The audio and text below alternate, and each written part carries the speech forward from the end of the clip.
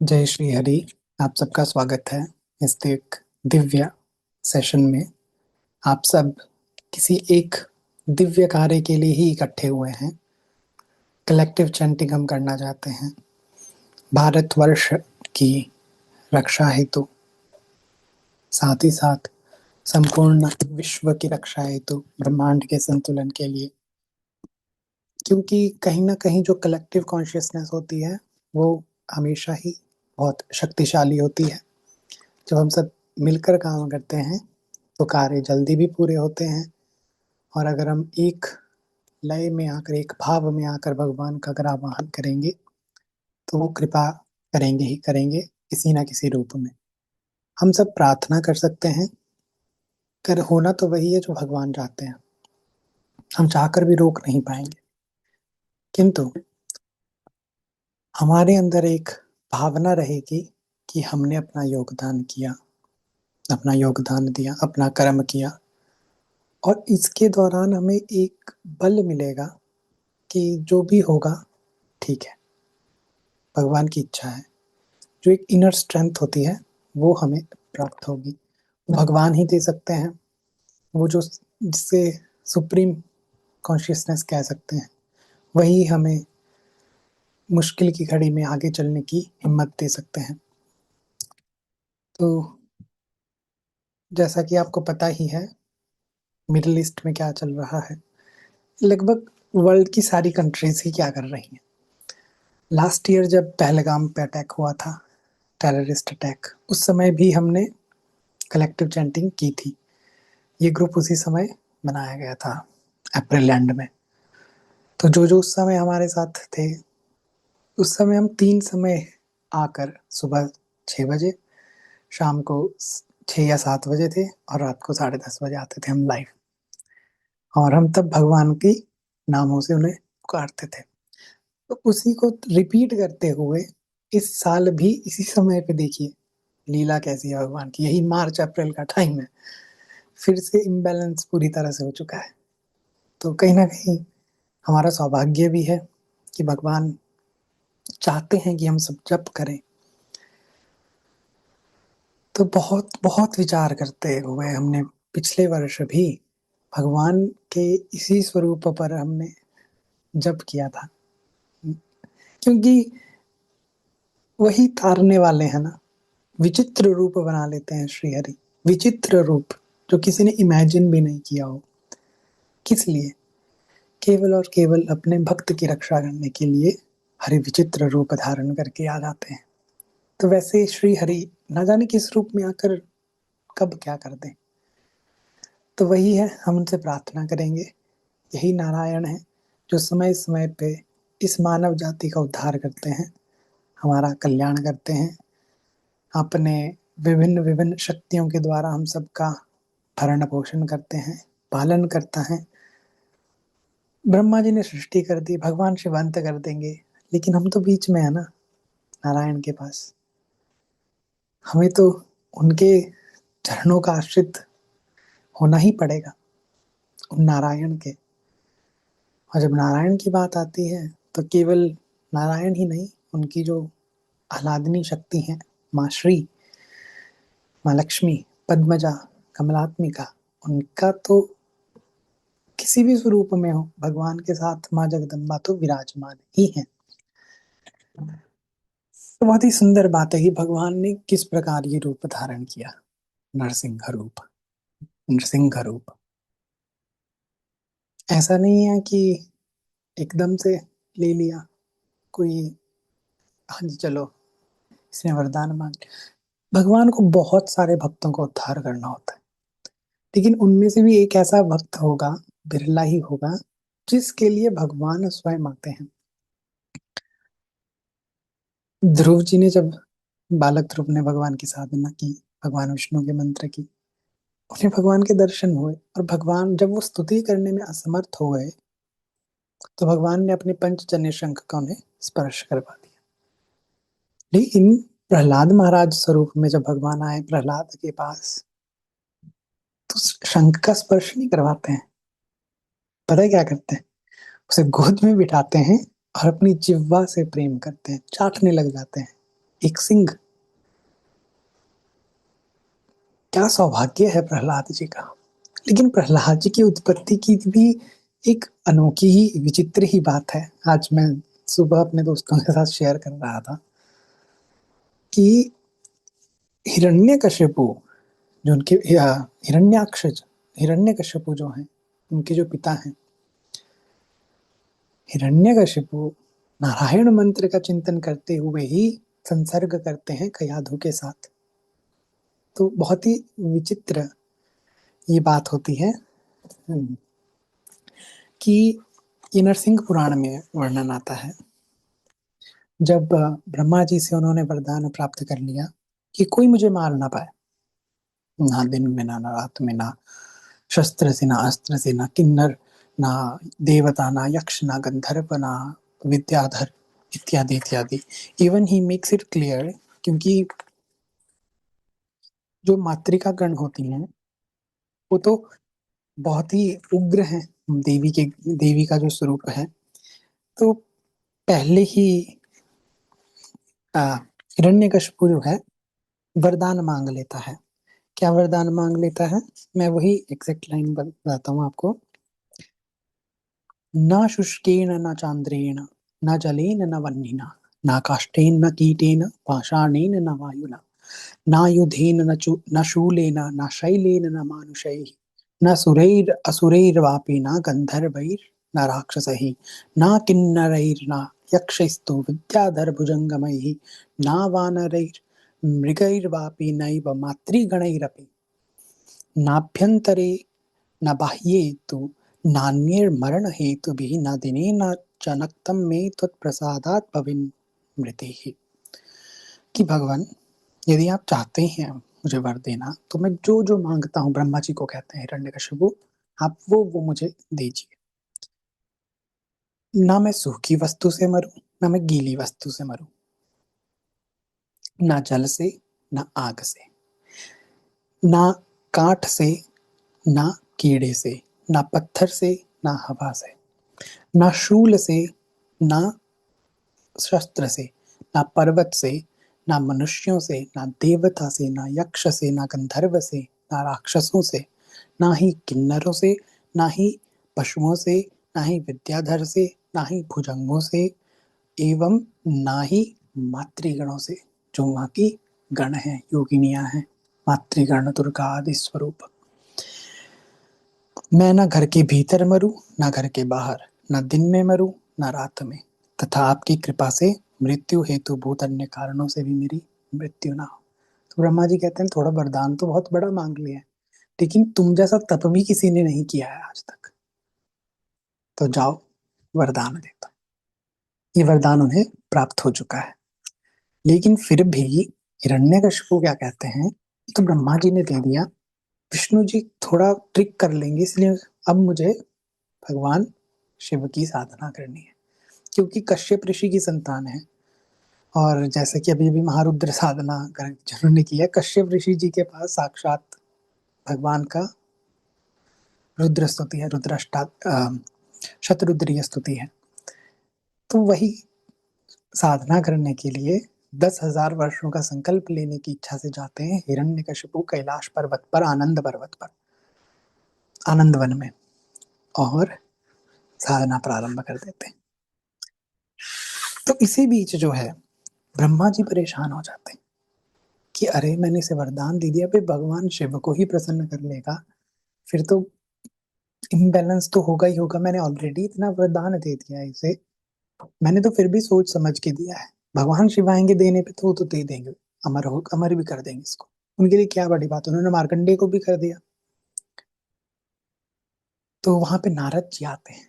पता है नारद जी कितनी सुंदर बात कहते हैं, ये शाम मनसी गोविंद वही नारहंति शोचितम, कि जिनके हृदय में भगवान गोविंद विराजमान होते हैं उन्हें किस प्रकार की चिंता नहीं करनी चाहिए। पिताश्री, मैं आपका कार्य सिद्ध करता हूँ, मैं हिरण्यकशिपु की तपस्या को भंग करता हूँ। तो नारद जी पर्वत मुनि के साथ जाते हैं आनंद वन में, कैलाश पर्वत पे, जहाँ हिरण्यकशिपु साधना कर रहा है, तपस्या कर रहा है। और ये स्वरूप लेते हैं एक पक्षी का। कलविंक नामक एक पक्षी का एक मिथिकल क्रीचर है जो बुद्धिस्ट टेक्स्ट में भी अमिताभ सूत्र में हमें प्राप्त होता है। कहा जाता है ये ऐसा पक्षी है जिसका शरीर पक्षी का है, सिर मनुष्य का है और इसका काम ही है प्रीच करना, लोगों को ज्ञान देना, लोगों को संसार से निकालना। कहते हैं जब ये एम्ब्रियो में होता है, अंडे के अंदर होता है, ये तभी से ही जो अनहत नाद है उसका गान करता रहता है, यानी जो ब्रह्म वाक्य है उनको बोलता रहता है।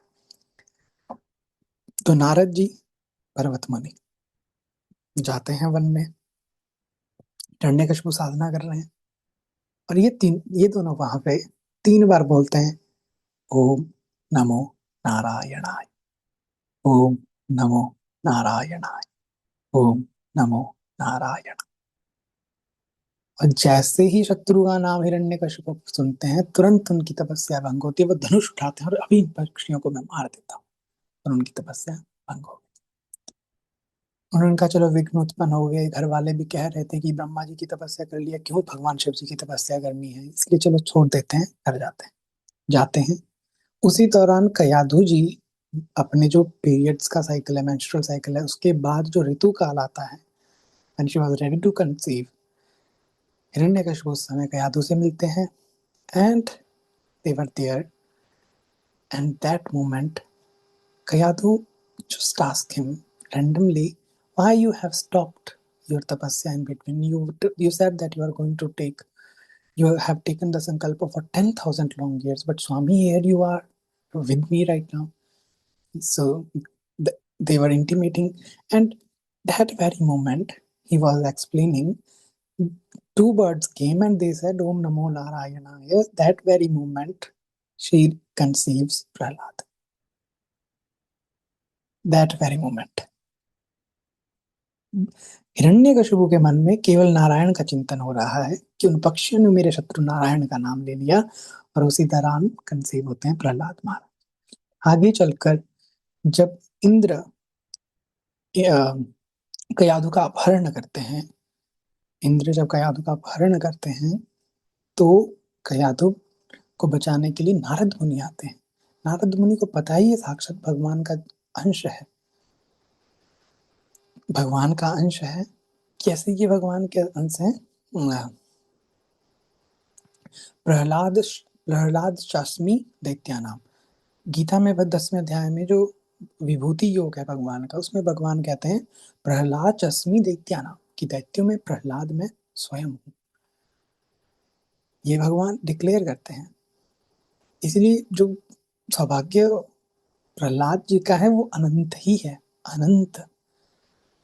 तब कयाधु जब नारद मुनि के यहाँ पे है, नारद जी कयाधु की रक्षा करते हैं, नारद जी गर्भ में पल रहे शिशु को सेम नारायण मंत्र की दीक्षा देते हैं, ओम नमो नारायणाय। तो आगे चलकर यही बालक,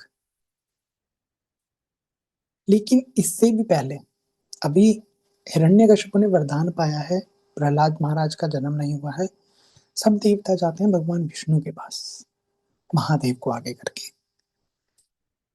तो महादेव को आगे करते हैं और सबको प्रार्थना करनी है कि भगवान हिरण्यकशिपु से हमें बचाइए, क्योंकि पूर्व में आप ही ने उसके भाई हिरण्याक्ष को वराह रूप में खत्म कर डाला। तो महादेव बहुत ही सुंदर भगवान की स्तुति करते हैं, तो वो हम स्तुति देखते हैं। कुछ नाम है भगवान के जो भगवान शिव ने तुरंत वहां पे कंपोज करके भगवान विष्णु की स्तुति की है, उन्हें प्रसन्न करने की।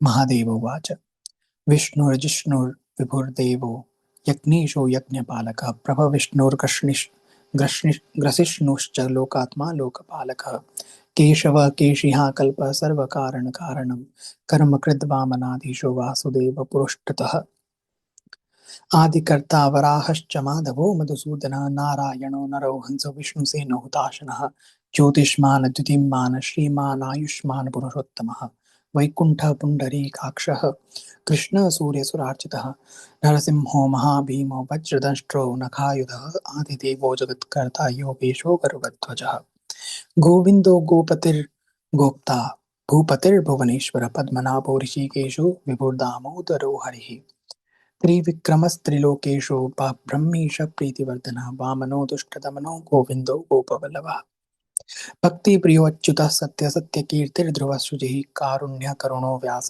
पापः शान्तिवर्धनः सन्न्यासी शास्त्रतत्त्वज्ञो मन्दारगिरिकीर्तनः बदरीनिलयः शान्तस्तपस्वी वैद्युत्प्रभः भूतावासो गुहावास श्रीनिवास श्रियपतिः तपोवासो तमोवास सत्यवास सनातनः पुरुष पुष्कलः पुण्य पुष्कराक्षो महेश्वर पूर्णः पूर्ति पुराणज्ञ पुण्यज्ञ पुण्यवर्धनः शंकी चक्री गदी सारंगी लांगली मूषली हली किरीटी कुंडली हारी मेखली कवची ध्वजी जिष्णुर्जेता महावीर शत्रुघ्न शत्रुतापनः शांत शांतिकर शास्ता शंकर शंतनस्तुतः शन्तनुस्तुतः सारथी सात्विक स्वामी सामवेद प्रिय समः सावनः साहसी सत्व संपूर्णांश समृद्धिमान स्वर्गद कामद श्रीद कीर्तिद कीर्तिनाशन मोक्षद पुंडरीकाक्ष क्षीराब्धि कृतकेतनः सुरा शुरैरीश प्रेरक पापनाशना त्वं यज्ञस्त्वं वषट्कारस्त्वं ओंकारस्त्वं अग्नेयः त्वं स्वाहा त्वं सुधा देव त्वं सुधा पुरुषोत्तम नमो देवादिदेवाय विष्णवे शाश्वताय च अनंताय अनंताय प्रमेयाय नमस्ते गरुड़ध्वज। तो इन नामों से भगवान शिव भगवान जनार्दन की स्तुति करते हैं और भगवान अत्यंत प्रसन्न होते हैं भगवान विष्णु और कहते हैं प्रीतोहम गच्छ देव त्वं कैलाश शिखरम शुभम त्वया स्तुतो हनिष्यामि हिरण्यकशिपुं भव। I'm very pleased with the stuti which you have done right now. So Mahadeva, now you go back to Kailasha and I will for you destroy Hiranyakashipu. Mahadev, आपके लिए मैं हिरण्यकशिपु का वध कर डालूंगा, लेकिन उससे पहले मेरे भक्त प्रहलाद का जन्म होगा। जब मेरे परम वैष्णव भक्त प्रहलाद को हिरण्यकशिपु यातना देगा तो उसका वध करने के लिए मैं स्वयं आ जाऊंगा।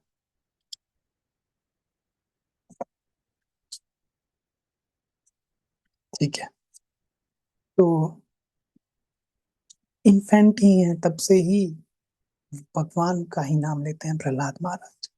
और जब ऐसा होता है आगे चलकर, तो आगे चलकर जब उनकी पिता को पता चलता है ये तो विष्णु भक्त आ गया है, तो अनेक प्रकार की यातनाएं देते हैं, अनेक प्रकार के कष्ट देते हैं। और एक बार तो नागों से बांध कर प्रहलाद महाराज, और हाँ, वो कहते हैं, ऑर्डर देते हैं कि जब प्रहलाद रात को गहरी नींद में सो जाएगा तो जाकर प्रहलाद को बांध कर सागर में फेंक दें। लेकिन प्रहलाद महाराज तो प्रहलाद महाराज हैं। पता है वो क्या करते हैं? जैसे इनके पता चलता है कि अब प्रहलाद महाराज को मारने के लिए वो नागपाश बांधने का ऑर्डर दे देते हैं। रात्रि प्रियम समादिष्टम प्रबुद्धम सुप्तवत स्थितम। प्रहलाद महाराज हमेशा रात्रि में ही साधना करते थे। वो सोते ही नहीं थे क्योंकि रात को शांत वातावरण है और जड़वत बैठे हैं समाधि में। एक टक असुर देखते हैं, चलो है तो जड़ ही है, तो समाधि में ही बांध के फेंक। उन्हें कुछ स्मरण नहीं है, कुछ स्मरण नहीं। प्रहलाद महाराज वो नागों से बांधकर, पत्थर के साथ बांधकर समुद्र में फेंक देते हैं ताकि वो तैर ना पाए, वो डूबते जाए। लेकिन जिन भगवान का साक्षात गरुड़ वाहन है, क्या नाग उनका कुछ बिगाड़ पाएंगे उनके भक्त का? जिन भगवान का निवास ही सागर है, नारायण है, अयन जिनका नीर में है, जल में जिनका निवास है, ऐसे भगवान के भक्त को सागर डुबा पाएगा? डर गए सब। जो भगवान मगरमच्छ को काट देते हैं गज का मुक्ति के लिए, क्या वैसा मकर उस भक्त को कुछ हानि पहुंचा पाएगा? जो स्वयं मत्स्य अवतार है, कौन सी मछली उनका हानि करेगी? कोई भी नहीं। तो समुद्र उनको किनारे पे छोड़ देते और समुद्र वहां पे प्रकट होते हैं, कहते हैं प्रहलाद महाराज प्रणाम, प्रहलाद आंखें, और वो कहते हैं प्रभु आंखें खोलिए ताकि आप जैसे परम भक्त मुझ पे दृष्टि डाल। प्रहलाद जी ने आंखें ही नहीं खोली हैं।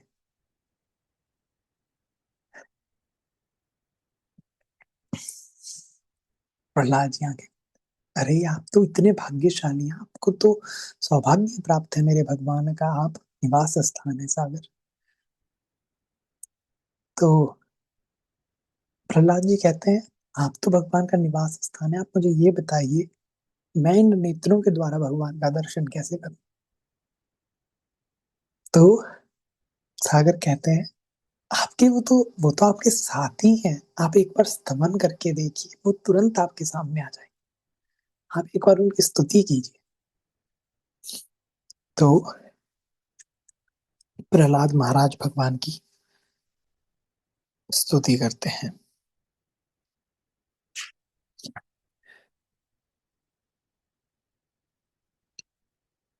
तो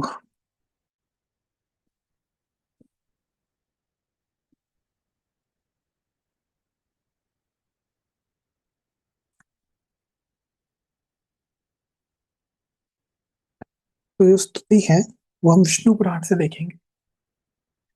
जो विष्णु पुराण की स्तुति है वो बहुत ही सुंदर है। दोनों ही पुराणों में वर्णन आता है भगवान की स्तुति का। तो हम विष्णु पुराण में जो स्तुति है वो हम देखेंगे भगवान की।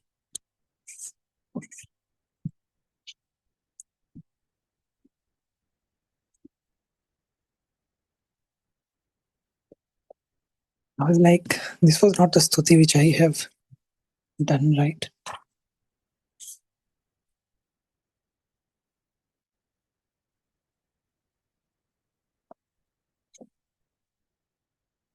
तो प्रहलाद महाराज भगवान की स्तुति करते हैं। नमः परमार्थार्थ स्थूल सूक्ष्म अक्षराक्षर व्यक्त अव्यक्त कलातीत सकलेश निरंजन गुणांजन गुणाधार निर्गुणात्मन गुणस्थित मूर्ता अमूर्त महामूर्ति सूक्ष्म मूर्ति स्फुटास्फुट कराल सौम्य रूपा आत्म रूपात्मन विद्या अविद्यां मयाच्युत सत् सद्रूप सद्भाव सत् सद्भाव भावना नित्य अनित्य प्रपंचात्मन निष्प्रपंचा मलाश्रित एकानेका नमस्तुभ्यं वासुदेवादि कारण यः स्थूल सूक्ष्म प्रकट प्रकाशो यः सर्वभूतो न च सर्वभूतः विश्वं यतश्चैतत् विश्वहेतुर्नमोऽस्तु तस्मै पुरुषोत्तमाय। हे परमार्थ, हे दृश्य रूप, हे स्थूल सूक्ष्म, हे क्षर अक्षर, हे व्यक्त अव्यक्त, हे कलातीत, हे सकलेश्वर, हे निरंजन, आपको नमस्कार है। हे गुणों को अनुरंजित करने वाले गुणाधार निर्गुणात्मन, हे गुणस्थित, हे मूर्त, हे अमूर्त, हे महामूर्तिमान, हे सूक्ष्म मूर्ति, हे मूर्त, हे अमूर्त रूप, हे प्रकाश प्रकाश स्वरूप, आपको नमस्कार है। हे विकराल और सुंदर रूप, हे विद्या और अविद्यामय अच्युत, हे सत असत रूप जगत के उद्भव स्थान और जगत सद जगत के पालक, हे आपको नमस्कार है।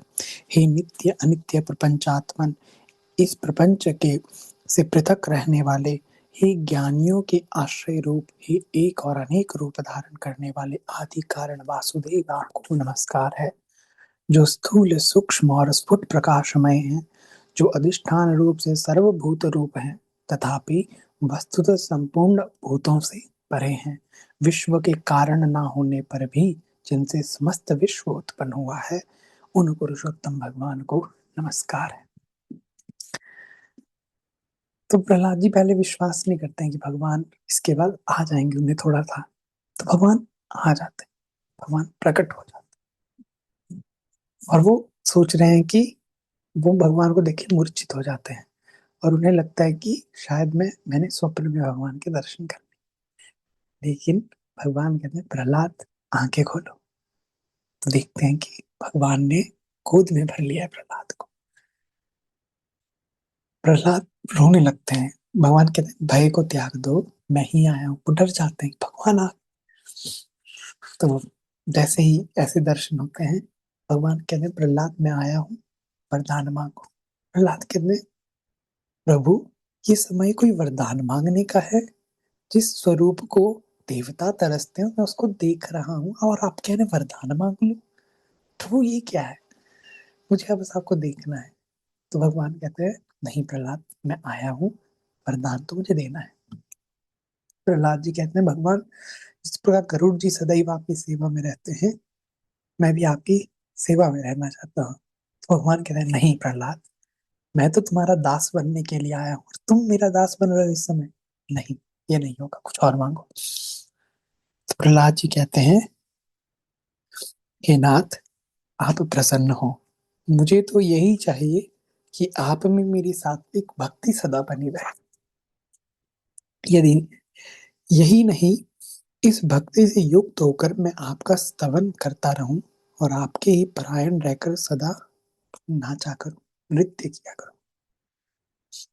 तो भगवान कहते हैं तथास्तु प्रहलाद, शीघ्र ही मैं तुम्हारे लिए ऐसा विचित्र रूप धारण धारण करके तुम्हारे पिता हिरण्यकशिपु को मुक्त करने के लिए आऊंगा। नरसिंह रूप धारण करके तो पुनः भेंट होगी। तो वैसे ही जाते हैं, हिरण्यकशिपु को पता लगता है अरे जीवित है बालक, तो अपनी चंद्रहास तलवार निकालते हैं, आज तुम्हारा वध कर दूंगा। और जैसे ही वो कहते हैं कि तुम्हारा नारायण के स्तंभ में ही भी है, ऐसे स्तंभ को वो प्रहार करते हैं और विचित्र रूप धर के भगवान श्री हरि प्रकट हो जाते हैं। और भगवान जब तक सायकाल नहीं हो जाते तब तक सबसे युद्ध करते हैं उनकी सेना से, प्रहलाद हिरण्यकशिपु की सेना से। और अंत में हिरण्यकशिपु का भी भगवान अंत कर डालते हैं। और तब भगवान जब शांत नहीं होते हैं, प्रहलाद महाराज उनको शांत करते हैं। और प्रहलाद महाराज जो स्तुति करते हैं भगवान की, श्रीमद् भागवतम में हमें प्राप्त होती है। और वो इतनी दिव्य स्तुति है, प्रहलाद स्तुति करके इसका नाम है। तो प्रहलाद स्तुति बहुत ही सुंदर स्तुति है। तो भगवान के क्रोध को शांत करने के लिए प्रहलाद जी कहते हैं, उनकी एक ही लाइन है कि वो दिल को जिसे कैसे कहते हैं ना, चीर डालती है। उग्र जात हरि, कि भगवान ऐसी दानव जाति में पैदा होकर मैं क्या स्तवन करूंगा। वो इतना अपने आप को देख रहे हैं नीचे, इसलिए भगवान को कहना ही पड़ा उनके लिए कि प्रहलाद अस्मि दैत्यानाम, दैत्यों में मैं प्रहलाद हूँ। भगवत गीता में, वरना क्या जरूरत थी भगवत गीता में प्रहलाद जी को स्मरण करने, जो केवल और केवल ज्ञान उपदेश है। तो प्रहलाद जी कहते हैं स्तुति में, थोड़ा सा देखेंगे स्तुति को, बहुत बड़ी स्तुति है। ब्रह्मादय सुरगणा मुनयो वत् सिद्धाः सत्त्वैतानमतयो वचसां प्रवाहै नाराधितुं पुरुगुणैरधुनापि पिप्रुः किं तुष्टुर्महति समे हरि उग्र जाते। After being praised by the devatas like Brahma भगवान, ब्रह्मा आदि से वंदित हैं आप, महान ऋषि महान सिद्ध आपकी पूजा करते हैं, जिनके पास अनेक अनेक सात्विक प्रकार के भाव उपस्थित हैं, ऐसे ऋषि आपकी वंदना करते हैं जिनका मन पवित्र है, जो ज्ञानी है, जो तपस्वी है। लेकिन फिर भी आप पूर्ण रूप से प्रसन्न नहीं होते हैं। तो भगवान, मैं एक बालक जो एक ऐसे राक्षस कुल में उत्पन्न उग्र जाते, मैं कैसे आपकी स्तुति करूंगा। मैं तो कहता हूँ भगवान को दूसरे इस वर्ष बोलने की जरूरत ही नहीं थी प्रहलाद महाराज को, भगवान पहले भी पिघल गए हैं। हो ही नहीं सकता भगवान शांत ना हुए हो, जैसे ही उन्होंने ये बोला होगा। मन्ये धनाभिजन रूप तप श्रुतोज तेज प्रभाव बल पौरुष बुद्धि योगा नाराधनाय हि भवन्ति परस्य पुंसो भक्ता भक्त्या तुतोष भगवान गजयूथपाय। मैं जानता हूँ भगवान, आप ना धन से, ना परंपरा से, ना सुंदरता से, ना तपस्या से, ना शास्त्रों के ज्ञान से, जितनी भी है इनसे प्रसन्न नहीं हो सकते हैं। लेकिन प्रभु, एक गज की करुण पुकार भी आपको पिघला देती है, जिनका हमने देखा गजेंद्र मोक्ष जो। विप्राद द्विषड्गुणयुतादरविन्दनाभ पादारविन्दविमुखात् स्वपचं वरिष्ठं मन्ये तदर्पितमनोवचनैर्हितार्थ प्राणं पुनाति सकुलं न तु भूरिमान्।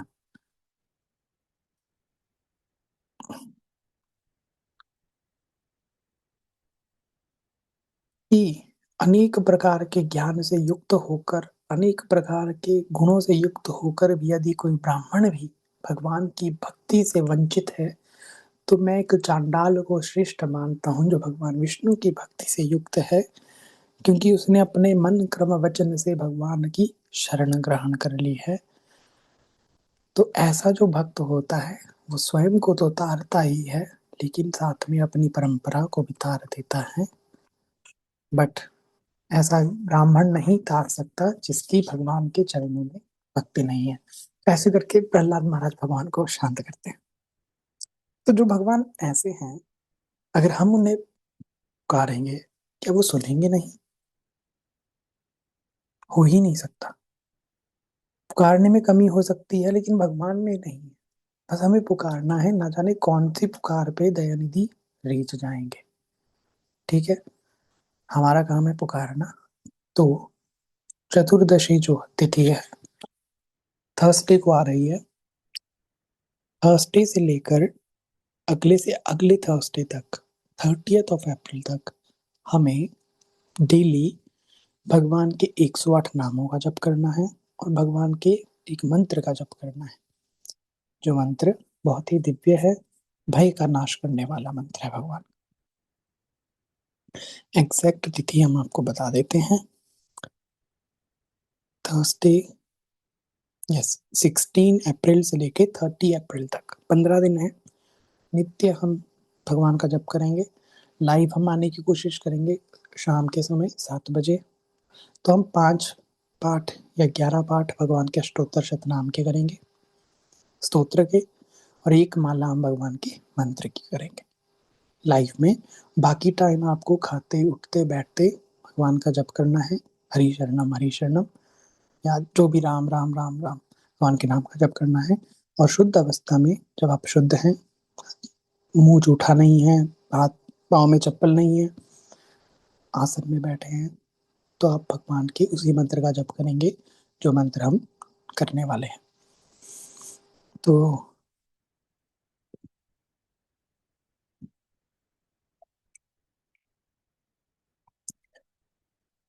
तो मंत्र है उसका। अच्छा ये बताइए, जितने भी इस समय हमें सुन रहे हैं, क्या आपको न्यास आते हैं करना? विनियोग न्यास आते हैं? अगर कर पाएंगे तो ठीक है, मैं आपको ग्रुप में दे दूंगा। नहीं भी आता है तो केवल आप मंत्र का जप करिएगा अच्छे से। और जो यूट्यूब पे इसको सुनेंगे, आप मुझे अव्यक्तोम@gmail.com पर ईमेल कर दीजिएगा।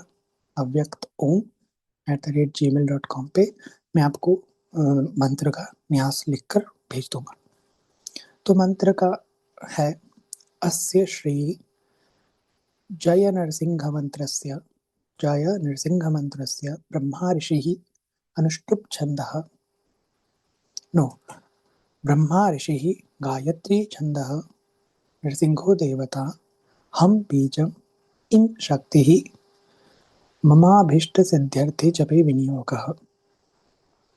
मंत्र का भी जो षडंग है, हाम अंगुष्ठाभ्याम नमः, हीम तर्जनीभ्याम नमः, हूम मध्यमाभ्याम नमः, ऐं अनामिकाभ्यां नमः, हौं कनिष्ठिकाभ्यां नमः, ह करतलकरपृष्ठाभ्यां, हां हृदयाय नमः, हीं शीर्षे स्वाहा, हूं शिखाय वषट्, हैं कवचाय हुं, हौं नेत्रत्रयाय वषट्, ह अस्त्राय फट्, भूर्भुवस्सुरोमिति दिग्बन्धः। फिर भगवान का हम ध्यान करेंगे। ध्यान करेंगे, उग्रं वीरं महाविष्णुं ज्वलंतं सर्वतोमुखं नृसिंहं भीषणं भद्रं मृत्युर्मृत्युं नमाम्यहम्। जो भगवान उग्र हैं, उग्र वीरम, वीर है, महाविष्णु है, ज्वलंतम है, अग्नि की तरह ज्वलंत है, सर्वतोमुखम, सब ओर जिनके मुख है, नृसिंह है, आधे नर और सिंह, भीषण है, भद्रम है, ऑस्पिशियस है, मृत्यु के भी मृत्यु है, ऐसे भगवान को मैं नमस्कार करता हूँ। इसके बाद भगवान की पंच पूजा कर सकते हैं। और मंत्र है जय जय श्री नरसिंह। वेरी ब्यूटीफुल मंत्र। जय जय श्री नरसिंह। जय जय श्री नरसिंह। ना के नीचे रहा है रकार में, ना के नीचे रहा है, ना कि नर नरी जो रकार रहता है। जय जय श्री नरसिंह। जय जय श्री नरसिंह। गंधम परिकल्पयामि। जय जय श्री नरसिंह पुष्पम परिकल्पयामि। जय जय श्री नृसिंह धूपम परिकल्पयामि। जय जय श्री नृसिंह दीपम परिकल्पयामि। जय जय श्री नृसिंह नैवेद्यम परिकल्पयामि। यदि पॉसिबल हो तो डेली भगवान को हनी का नैवेद्य लगाएंगे, शहद का या कोई मीठा या ड्राई फ्रूट या अनार। जय जय श्री नृसिंह। और फिर मंत्र का एक जप करेंगे पूरा, और भगवान को फिर भगवान के नामों का करेंगे। तो उसके लिए मैं स्क्रीन शेयर कर देता हूँ। एक बार भगवान के 108 नामों को हम देख लेते हैं।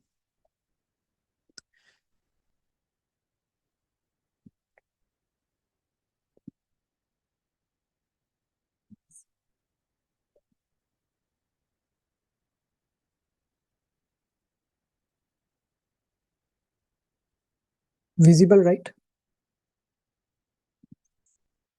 उग्रं वीरं महाविष्णुं ज्वलन्तं सर्वतोमुखं नृसिंहं भीषणं भद्रं मृत्युर्मृत्युं नमाम्यहम्।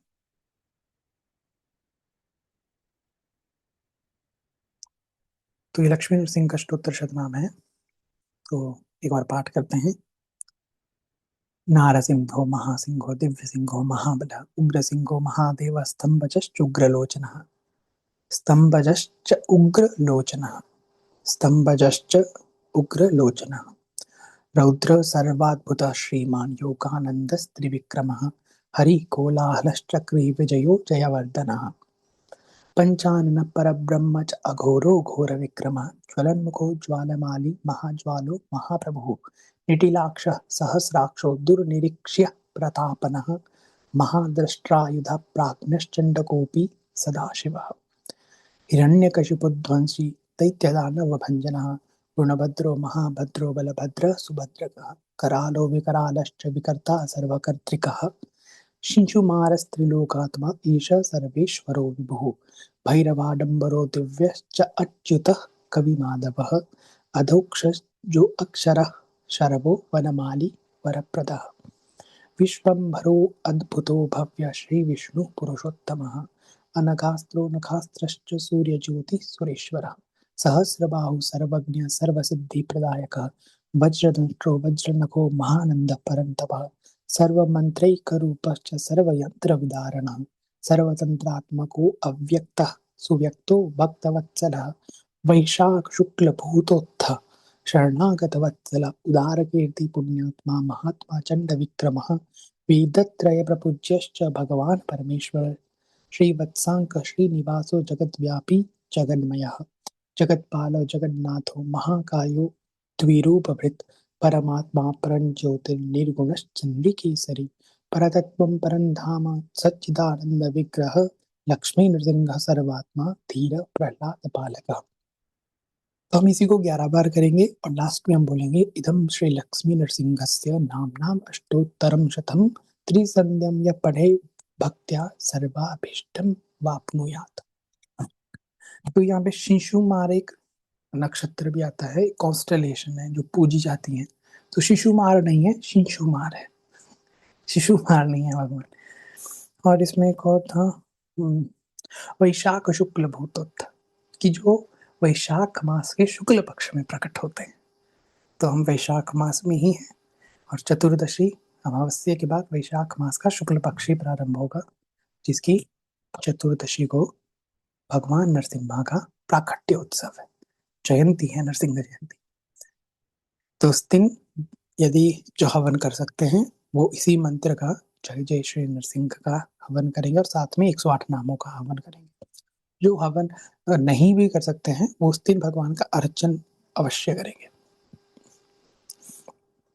वो हम बीच में बता देंगे आपको ग्रुप में कैसे क्या करना है। और यूट्यूब में है, यदि वो ग्रुप से जुड़ना चाहते हैं तो अव्यक्तोम@gmail.com पे हमें ईमेल कर दें। तो यही एक साधना है आपकी। और एंड में हमें जो मेन इम्पोर्टेंट है, भगवान को समर्पित करना है। जप अपना हाथ में जल लेंगे, कहेंगे कि भगवान, जो भी हमने जप किया है वो सब आपको समर्पित है। आप हमारे सनातन धर्म की रक्षा करें, भारतवर्ष की रक्षा करें, सद जीवों की रक्षा करें, विश्व में शांति को लाएं और अधर्मियों का नाश करें। ऐसे हम भगवान के चरणों के पास, अगर विग्रह है तो उनके पास, वरना एक प्लेट रख लीजिएगा, उस पे जल को छोड़ दीजिएगा अंत में, और वो किसी पेड़, तुलसी जी में डाल दीजिएगा या किसी अन्य पेड़ में। तो ऐसे करके ये इंपॉर्टेंट है, जो लास्ट में हम बोलेंगे, भगवान, जो भी हमने जप किया है वो आपको समर्पित है। आप हमारे सनातन धर्म की रक्षा करें, सदजीवों की, सज्जनों की रक्षा करें, विश्व में शांति हो और अधर्मियों का विनाश हो। ऐसा हम बोलेंगे। दिस इज वेरी इंपॉर्टेंट, अधर्मियों का विनाश। तो ऐसा भगवान की साधना है। जय जय श्री नरसिंह। जय जय श्री नरसिंह। तो